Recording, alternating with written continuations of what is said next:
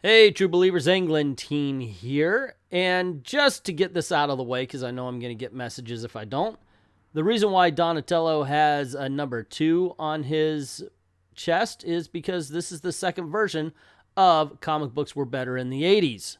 Yep, the other one had Dazzler on it. Check it out. It's, top 10 comic books of the 80s, blah, blah, blah. But it's not the top 10, it's a top 10 because one of the great things about this list is there are so many good things to talk about. Now, I try to give a little bit of what you've never heard of versus some good stuff that is a little bit famous. What I don't include is Dark Knight and Watchmen. Why everybody includes them in their list, you already know they're great. I'm going to do other things just to kind of broaden the horizons, I think. Well, anyway, I guess without further ado, let's get this party started. Number 10, the DN Agents. Wow, created by genetic engineering to be the enforcers for the Matrix Company. This is a book, what a cautionary tale this is. It's like the 1980s comic book version of Firefly. Everybody who read it loved it. They even did a cameo, not a cameo, but a guest star with Teen Titans. It was so much fun, so entertaining, and so mismanaged and mishandled and just disappeared for a while. They've shown up here and there, but wow, if you were a kid, if you were a 13-year-old back in the day, you would expect these guys to have been as big as the Teen Titans or the X-Men. Seriously, what a great book this was. And in all honesty, I'm going off of emotion and memory right now. I haven't read these in so long. But damn, what a lot of fun. And I just looked forward to them every issue. And then they were gone. Number 9. So in the first video, I give you Marvel's Assistant Editors Month. This time I give you the generic comic book. Wow, what an awesome idea this was. Seriously. This is a comic book. It was written by writer, it was drawn by artist, and it was inked by inker. And it was about superhero. Here's the write-up. The generic comic featuring a superhero and a supervillain in an exciting story only a writer and a penciler could bring you. And with an inker doing the inking, you know you're in for a real treat. I mean, come on. That's Marvel at its freaking best. This is Marvel having a good time. This is a guy who is completely generic. They just don't do stuff like that anymore. And you know what? If they did this, it would all be about finding one's identity, which would completely miss the point of the generic superhero. They just don't understand how to have fun anymore. Come on, Marvel. Loosen your sphincters a little bit and let loose and do something stupid and silly, yet still entertaining and good like this. Number 8. Power Pack. Yeah, I was a fan of this. I enjoyed this book when I guess it came out when I was about 13, maybe 14 around there. I think it was 83. Anywho, what an enjoyable book this was. And more so, it evolved. The kids grew up with us. And there were changes. The powers switched around. They stopped just fighting the snarks. Yep, that was the alligator aliens that they fought. It was thoroughly entertaining. And surprisingly enough, this book got better.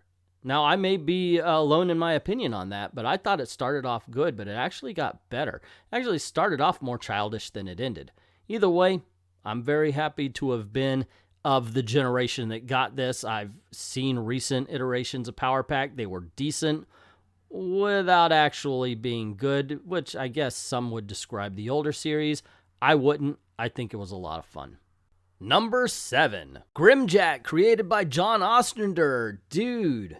Man, I remember he got a lot of guff as being a Jonah Hex ripoff. And he's not really. This character is ex-military hired gun. Nothing like Jonah Hex at all. This was my introduction to the gritty independent world. I don't know if it was not my first independent comic book, but, just exactly how different the independents can be from Marvel versus DC, or Marvel and DC, I should say. It was thoroughly entertaining. God dang, it's a good violent comic book. Not to these standards, but definitely I was a fan from the first issue all the way to the graphic novel in the 90s. What a great book this was. And yeah, it did bear some resemblance to Jonah Hex. But you know what? I didn't care. Still a lot of fun. I recommend this to you. Try to find these issues. Number Blurry 6. The original Teenage Mutant Ninja Turtles. Dude, I love these books. Now, granted, I got into it a little bit late. I'm not one of the people who bought the first issue or anything like that. They produced these 3 big graphic novels, like magazine-sized graphic novels, and I bought them all in one day and just devoured them over and freaking over. And I guess 4 books. Wow, I only remember 3. But anyway, but point being is these were a lot of fun. They were gritty. They were fun. They even poked fun at comic books as they went along, doing the same tropes as comic books. And look, I'm not one of these people who go, "Oh, you ruined my anything," when they did the comic book, because not a lot of people outside of comic books understood who the Teenage Mutant Ninja Turtles were until that cartoon came along. So that's A-okay. For the people who want the dark and gritty, these books still exist. And they're so much fun, in my opinion, so much better than the cartoon and even the movie versions, to tell you the truth. Number 5. The Thing. Yeah, he got his own series right after the Secret War. It followed the Marvel 2-in-1, which, by the way, if I do a 70s, will probably be on a list somewhere. And this is just a thoroughly charming book. Very entertaining. This right here is going to make a top 10 best single issues of all time list, if I ever make that list. It's such a lot of fun.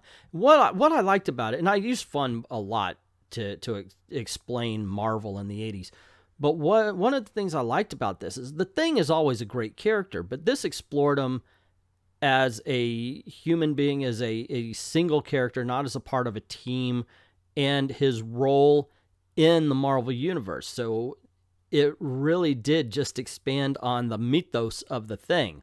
I love the character. I just got to say, gosh, I want to read this book again. Number 4. V for Vendetta by Alan Moore and David Lloyd. I don't think it's cheating putting this on there. I did Ronin for the last list. Anyway, this is such an incredible book, and I would put this up there next to Watchmen. And I read this far more times than I did Watchmen. To tell you the truth, I loved this. This was a cautionary tale. This is actually what made me fear big government. And yeah, I know what it was actually trying to say versus my politics now, but look how the table has turned. This is so much more. If you've only seen the movie, you deserve and owe it to yourself to read the book. There is so much story here. There are so many more characters because they condensed people. This scene alone, while it was done very well in the movie, is just poetic in the book. And it speaks volumes to the character of V. What an amazing time to read this. Number 3, Machine Man. Okay, I've come to know it as Machine Man 2020, and I think even the reprints and the trade paperbacks call it that. What an amazing story. This is my introduction to Machine Man, as a matter of fact. I was drawn in by the art, by the way, and let's face it. I understand when you're talking about 1980s artists, a lot of times you'll get Jim Lee brought up or Todd McFarlane or any of the guys who went on to do Image. Barry Windsor Smith, man, he was a VIP. Look at this stuff. Now, he went on to do Valiant stuff, but wow, the art is gorgeous in this.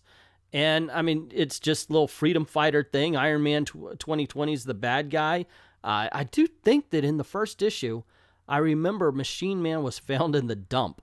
And a whole bunch of futuristic grease monkeys put him back together, and he becomes a freedom fighter against Iron Man 2020. This is just a ton of fun. Seriously, check it out. Number 2, Strike Force Morituri. Holy Toledo. You want to talk about a book that is a little bit confusing. It would have to be Strike Force Morituri. And I don't say that as a bad thing. It's got a tagline of, "We who are about to die." So Earth is at war. And in order to fight that war, they decide to do kind of a super soldier kind of thing where everybody's given superpowers. However, it burns out the human body, and you have up to a year until you die serving your country. And it's kind of funny because everybody's thinking you've got a year until somebody dies, like only a couple of weeks in. It is such an amazing adventure series. It really is. And you want to talk about a book that nobody knows about until they read it, and it's like, holy crap. And you just got to check out more. You got to read it to the end, which I believe it was like, what, Electric Undertow was what it was called, that finished the series. Wow, what an incredible book. This is the kind of thing where on the surface it doesn't seem as mature as it is, but I'm telling you, I think the first run was 32 issues, and I think it cost like $1.50 to get all of them on eBay. You should do yourself a favor and check this out. And the number one reason comic books were better in the 1980s than they are today, for this list anyway, is Marvel Superheroes Secret Wars. And this is created off of a freaking toy line, guys, just like Superpowers. Hey, but this was a really cool story. Now, granted, it suffers a little bit, just being a product of its time. However, you got this happening. And it's such an amazing story. And this was one of those things that had my young self rushing to the comic shop just to make sure I got this issue. And yes, we had pull boxes then too. What an incredible story. What a great Doctor Doom story, if anything. You got Spider-Man fighting the X-Men. You got just huge armies of villains and heroes fighting each other. Guys, this could be the most Marvel had ever marveled at a time when Marvel was the king of the freaking hill. And yes, I say that without irony. Anyway, guys, that's the list. What do you think? What would you put on? What did I leave off? I know there's about a billion things. That's why I call these, I title them the way they are, and I don't say the top 10 or something like that, because there's so many more. I can list off another 10 easily. I understand, though, you might want me to move on to another decade or something. Let me know in the comments below what you think. Also, if you like this video, please click like, click share, subscribe, and hit that notification bell so you don't miss anything. Cool things happen around these parts. We're talking about comic books and having fun with comic books, and I have fun making these lists and talking about them. Yeah. And it would be cool if YouTube would do its job and actually tell you when the videos are coming out. Also, please help out the channel. Go on over to Patreon or to Ko-Fi. There's content there as well. I want supporter-only content to kind of give you guys a bang for your buck, so to speak. So the links are in the description below. Go on over. Patreon's a monthly thing. There's a monthly or a tip jar on Ko-Fi, so there's no commitment. Just drop $1 in the till and help us out there. I certainly appreciate everybody who's already done that. And to everyone, all of the true believers, thank you very, very much for watching.